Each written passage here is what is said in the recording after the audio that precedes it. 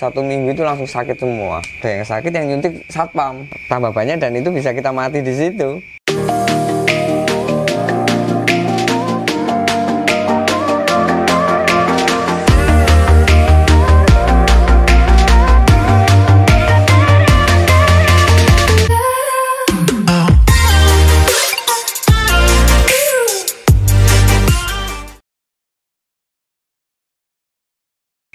Sempat mau cari yang penginapan ada nasinya juga susah. Karena jangankan penginapan ada nasinya, penginapannya aja nggak ada. Saya sempat yang masuk budget ya? Enggak, di jalanan itu. Oh, oke. Di jalanan setelah keluar dari Mesir.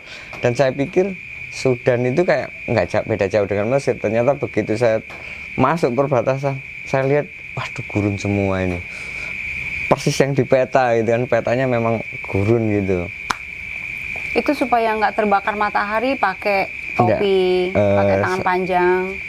Saya tetap pakai lengan panjang dan pakai buff meskipun saat itu belum wajib juga di Sudan. Sempat barulah sampai setelah separuh perjalanan COVID sudah mulai makin ramai kan. Di Donggala itu pertengahan kota besar pertama yang saya temui di Sudan. Tapi kota besarnya di Sudan itu aspalnya cuma di main route-nya, di jalur utama aja. Pasir. Begitu masuk langsung pasir tanah gitu, langsung off-road gitu. Di dalam kota itu banyak yang nggak aspal. Di Sudan itu kan sempat 9 bulan ya. 9 bulan di asrama bareng-bareng sama mahasiswa. Berapa orang? 12 dan itu bisa dibilang 9 bulan di situ terus gitu. Iya, kita 9 bulan tinggal itu ya di satu rumah itu. Nggak keluar sama sekali. Yang keluar ada teman yang biasa belanja aja. Yang lain ya tunggu di rumah. Ngerasa nggak bahwa waktu itu kayak aman dari COVID di situ?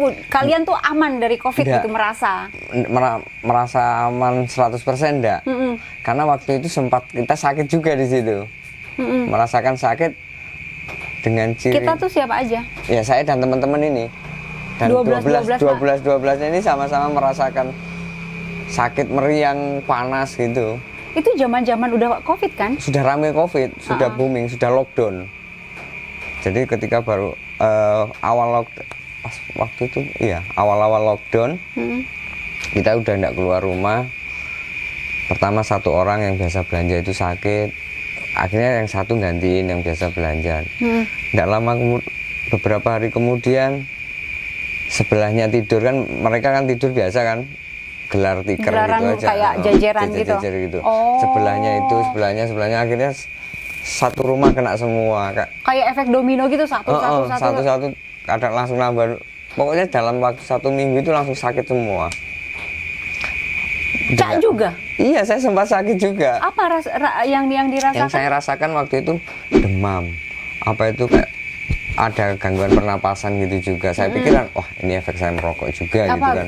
Kayak sesek, gangguan pernapasannya. Apa karena saya kebanyakan rokok di lockdown? Nah, pikir gitu kan, mungkin ya kebanyakan rokok. Karena saya nggak mau mikirin COVID itu loh. Oh ini kebanyakan rokok aja, kita kurangi aja rokoknya gitu kan.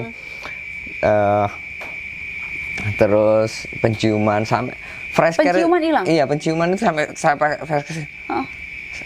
Nggak ada bau-baunya. Nggak bau-bau seger-segernya gitu. Tuh, jangan-jangan. Terus diem aja, saya nggak berani cerita sama teman juga. Diem aja. Teman-teman saya lihat gitu, makanan jadi hambar semua.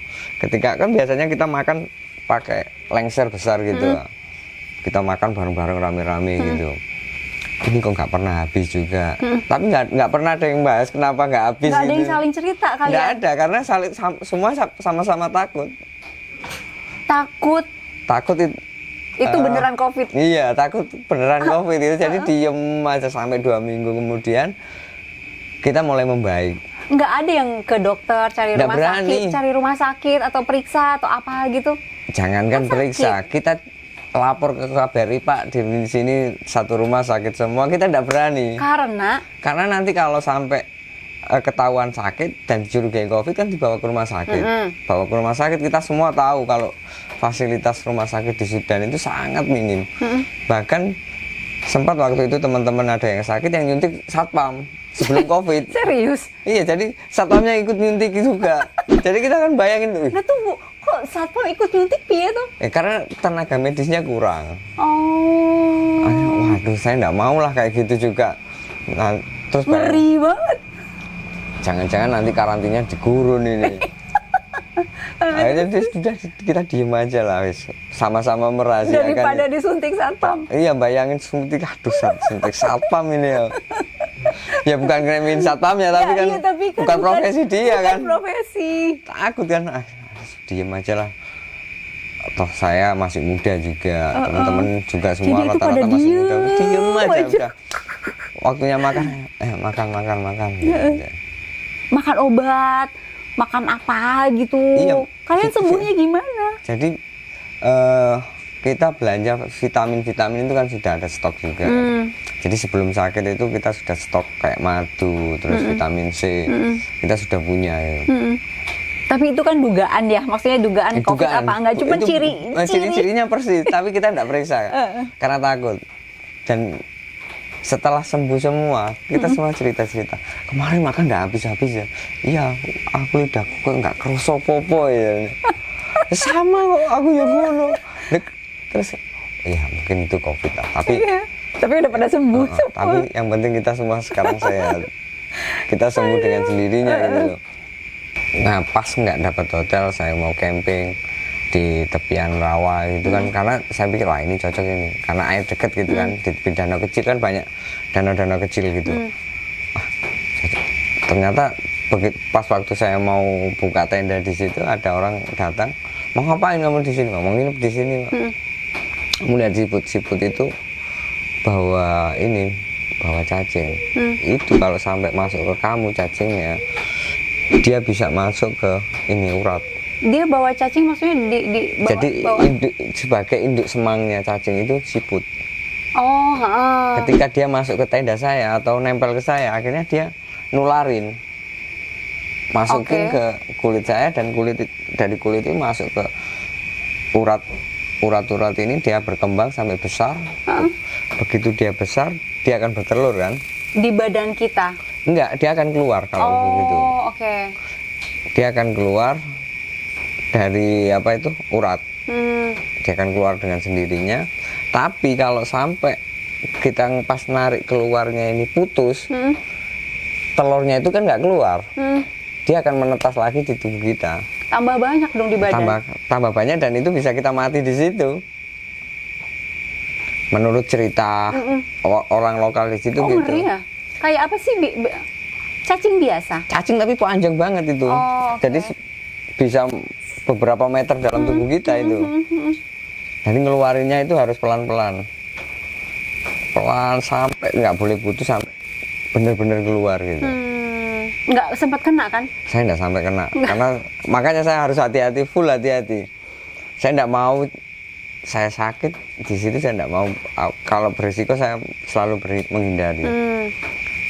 Dari situ? Dari muterin itu saya sampai ke Lake Victoria, muter-muter ke Lake Victoria, sambil kadang masuk ke Taman Nasional mereka.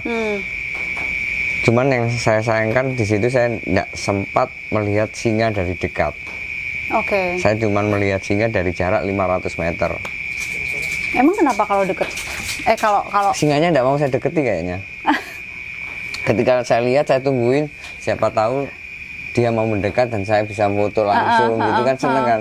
Ada kepuasan sendiri kalau kita bertemu singa tanpa ada yang menghalanginya gitu loh.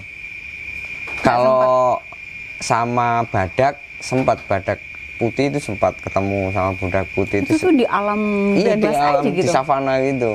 Di Taman Nasional, di pinggiran Taman Nasional tepatnya. Bukan, karena kalau saya masuk ke Taman Nasional jelas nggak boleh kan, saya pakai sepeda. Jadi saya menelusuri aja dengan beda camp gitu ya. Di sini Mutara camp, sebelah sini camp lain gitu. Saya lewat tengah-tengahnya gitu. Itu hewan-hewan kayak gajah, zebra itu mereka berkeliaran di situ. Dari sini ke sini nyebrang jalan, tukar-tukaran gini. Nggak lewat depan sepeda banget ya? Zebra sempat. Oh, oke. Zebra itu sempat. Wow. Foto-fotonya banyak. Foto zebra banyak juga. Sempat selfie gitu. Ini yang di negara Kenya. Jadi cara. Oke. Jadi dengan badak itu saya sudah sekitar nggak ada 10 meter, sangat dekat. Tapi dia ke manusia yang deket gimana ya? Dia mungkin nggak nyadar kalau saya ada di situ. Oh iya, dia emang nggak bergerak. Saya. Caknya diam. Saya pelan. Oh. Saya pelan, diem dekat, dan saya ambil foto cerat pakai handphone. Oh. Saya sambil bayangin, ternyata saya sudah bisa mendekat dengan mereka. Akhirnya saya tinggalin pelan-pelan juga gitu. Itu Kenya. Jadi kalau di Kenya lebih banyak ketemu sama satwa liar gitu ya. Bener-bener yang satwa yang biasanya saya lihat hanya di televisi. Saya bisa, ini ternyata saya ketemu burung flamingo. Karena saya sejak kecil ingin sekali bisa melihat flamingo dari dekat dan dari alamnya gitu. Saya datang ketemu gimana? Di Taman Nasional Nakuru saat itu. Pas ketemu gimana? Ya, saya sangat bersyukur. Ya Allah, ternyata saya bisa datang ke sini dan melihatnya langsung. Gitu. Karena dulu kan banyak kartun yang flamingo gitu. Iya. Saya mau lihat ini aslinya seperti apa gitu. Nggak mau lihat di televisinya, tapi lihat langsungnya. Akhirnya saya tercapai untuk melihat flamingo dari dekat. Apa rasanya tuh, Cak? Maksudnya pengen lihat dulu, nggak mau lihat di TV doang, pengen lihat langsung. Lihat langsung. Ya sangat bersyukur lah. Ternyata seperti ini flamingo. Sawan di Kenya paling berkesan dan paling sawenang itu ya ketika saya bisa melihat flamingo itu. Bukan melihat badak atau yang lain sebenarnya. Flamingo itu kan burung impian gitu. Saya harus lihat flamingo. Ternyata saya kesampaian lihat flamingo selalu. Dan di Kenya juga, di beberapa negara ini kan ada program juga saya. Meskipun uang nggak berlebih-lebih kan, tapi saya punya banyak teman dan punya support dari teman-teman juga yang untuk mendonasi gitu kan. Saya punya program di setiap kota gitu. Saya ada kayak panti asuhan atau yayasan orang-orang tua gitu kan, kayak tempat panti jompo. Saya bisa berbagi di situ. Kadang saya kontak teman saya, Mas, saya ada ini Mas, pingin nyumbang, mau nitip enggak nih? Gitu. Akhirnya mereka, ya udah kan, nitip gitu. Ya sebenarnya banyak kan duit dari teman-teman dari teman-teman ini. Sama Cak. Saya nyumbang sedikit, tapi kalau saya sumbangin sendiri gini kan konyol lucu gitu jadi udahlah dibantu teman-teman, akhirnya bisa terkumpul donasi duit, terus makanan gitu. Karena saya berprinsip ketika saya berjalan tidak hanya saya aja yang bahagia, tapi jalanan yang saya lewati juga bersyukur juga saya telah lewat situ. Contoh di Tanzania ya, seperti itu. Kadang saya lihat kambing itu berapa satu ekor kambing,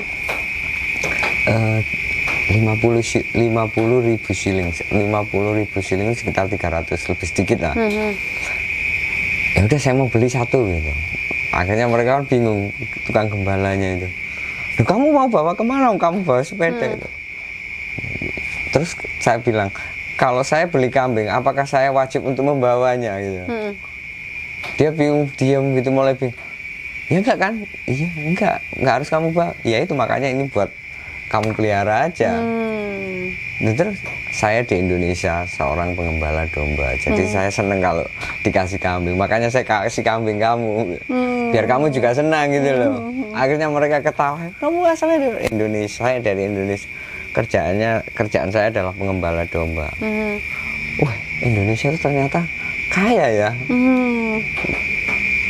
Meskipun nggak semua orang traveling kaya kan, tapi bagi orang awam, semua orang traveling antar negara akan mereka memvonis, wah ini banyak duitnya, orang kaya gitu. Tapi nggak semuanya. Pengembalanya aja bisa jalan-jalan di luar negeri, bisa berbulan-bulan di luar, apalagi yang lain gitu. Jadi mereka, wah Indonesia keren ya kayaknya. Akhirnya timbullah mereka untuk bercita-cita ingin ke Indonesia juga di lain waktu, dan mereka akan tumbuh inspirasi juga kan. Pengembalanya Indonesia main ke Tanzania, masa pengembala dari Tanzania nggak bisa datang ke Indonesia? Saya ingin menularkan hal-hal seperti itu sebenarnya di. Tapi memang Cak hari-harinya kalau lagi nggak keliling. Kalau saya nggak ada tur, ya saya angon wedhus, angon apa itu mengembalakan domba. Domba sendiri. Iya, domba sendiri, milik sendiri. Tapi belum pernah menjualnya gitu loh. Karena jadi beranak pinak aja banyak gitu. Enggak juga, karena saya suka ini apa, ngumpulin teman-teman, kita makan bareng-bareng gitu.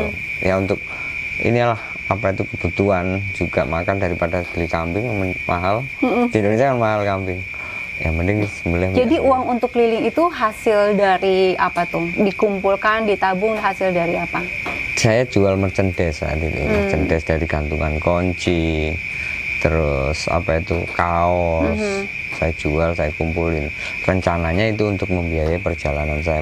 Tapi pas waktu saya sudah berangkat, saya mendapatkan sponsor dari Indomie. Akhirnya saya putuskan saya nggak akan memakai duit itu, tapi duit itu akan saya sumbangkan untuk donasi saya di pembelian inkubator. Itu yang dari sponsor? Enggak, yang dari penjualan dari itu. Penjualan justru. Iya. Oke.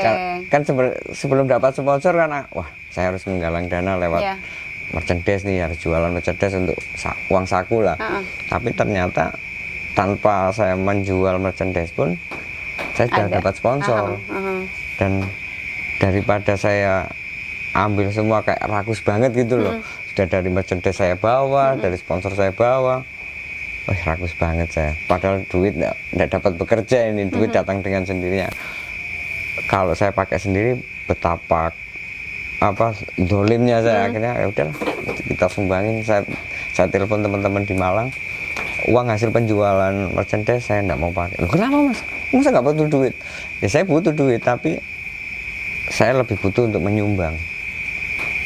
Karena kalau saya pakai sendiri akan habis dengan sendirinya. Dan yang seneng-seneng cuma saya. Saya tidak mau seneng-seneng sendiri gitu loh. Saya mau seneng itu saya tularkan. Orang lain harus senang ketika melihat saya di jalanan.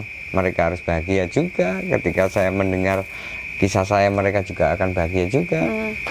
Menularkanlah kebahagiaan. Karena amal terbaik adalah membahagiakan orang lain. Termasuk yang tadi inkubator, terus ke Panti Jompo itu kan orang seneng. Ini ada turis datang tahu-tahu menyumbang, padahal dia nggak kenal kita dan dia cuman menaiki sepeda. Sepeda kan kelas kendaraan paling ini kan, paling lemah. Saya tanpa motor ya. Tanpa motor, hanya tenaga manusia. Memang ada sepeda mahal dan sepeda saya bukan sepeda mahal juga. Oke, jadi singkat cerita akhirnya terdampar di Sudan 9 bulan. Terus gitu, stay di Tanzania 2 bulan. Akhirnya ya karena perjalanan itu tujuan akhirnya adalah pulang. Makanya saya putuskanlah pulang dulu. Padahal 14 negara itu belum semuanya. Belum, jauh masih. Kalau baru berapa berarti dari 14 4 aja, baru sampai Tanzania. Kalau dari rute memang sudah separuh kan. Sudah separuh perjalanan. Kan posisi Tanzania itu sudah di tengah. Ke utara ya segitu, ke selatan ya segitu. Jadi Tanzania posisi berarti tengah. Sisanya masih mau? Sisanya suatu saat nanti insya Allah saya akan ulang lagi, tapi dari arah selatan ke utara. Oke. Tapi untuk kapan itu mas? Ya nggak tahu kalau yang itu. Tapi di 2022 saya juga ada keinginan untuk ke Silk Road. Oh oke. Tapi sekarang ketemu istri dulu kan ya? Iya. Belum ketemu kan? Belum lah, ini udah di Indonesia. Udah berapa tahun nggak ketemu istri coba? Sudah setahun lebih. Setahun lebih 6 bulan. Belum ketemu sampai sekarang? Belum ketemu. Dan ini saya sudah di Indonesia 2 minggu, belum pulang Mas Ian. Karena saya gini, saya bukanlah hanya milik istri saya. Banyak teman-teman saya yang juga ingin ketemu, kangen saya juga. Toh nanti kalau saya sudah pulang, istri saya sudah PPN lah wis. Jadi saya juga harus membagi kebahagiaan juga sama teman-teman yang akan saya lewati di jalur. Anak ditinggalkan waktu usia 1,5 bulan. Tahun. Sekarang dia sudah bisa menelpon sendiri, sudah kadang-kadang ya kapan pulang, katanya mau pulang. Bohong ini ya, udah bisa bilang gitu juga. Anakku pintar ngomong ya.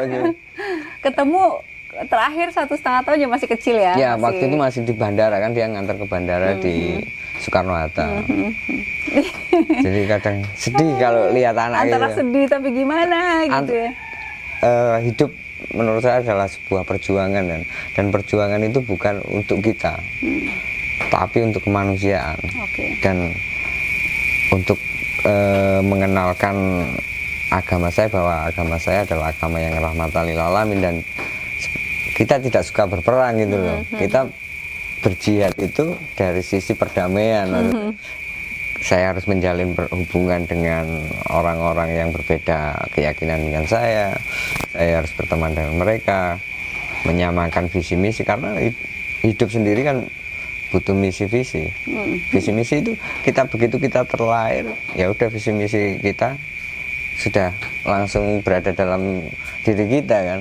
Cuman kadang orang bingung, saya bingung visi misinya apa ya gitu kan. Bagi saya visi misi adalah sebuah yang harus kita perjuangkan. Misalkan visi misi saya ingin melihat agama saya tidak dipandang radikal, dan agama saya adalah rahmatan lil alamin, dan saya bisa berbuat baik dengan orang-orang. Itu adalah visi misi saya. Misinya ya mengamalkan kebaikan lah di jalan itu.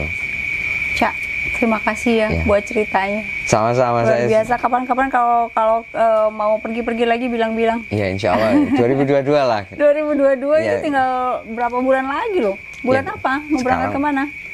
Ke Kyrgyzstan. Jadi saya mau melakukan touring di Silk Road, karena Silk Road bagi orang Indonesia masih baru gitu. Apalagi untuk teman-teman dunia sepeda. Mau ajak istri, anak istri? Enggak, saya karena waktu sebelum lahir bapak saya bilang kalau anakmu cewek jangan dibawa kemana-mana gitu. Ya udah, nanti mudah-mudahan selalu sehat ya. Ya, amin. Terima kasih buat ceritanya.